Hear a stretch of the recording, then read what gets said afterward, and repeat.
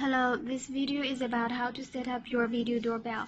The first step is to make sure the doorbell is on and the red light is flashing. Second step, find your Tosee app.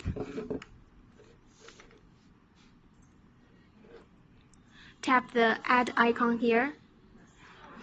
Find the second one, QR code bridging. Then once again, check the red light to make sure it is flashing, then confirm here. This step is about set up the network. Find the correct Wi-Fi. If this one is not correct, you can tap here, replace network. Then enter the password. Then confirm next. Here you will get a QR code. Use the video doorbell to scan the QR code. Usually it takes 1 to 2 seconds. Join the network successfully.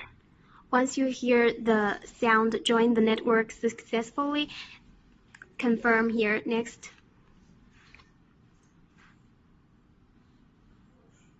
Set up the admin password.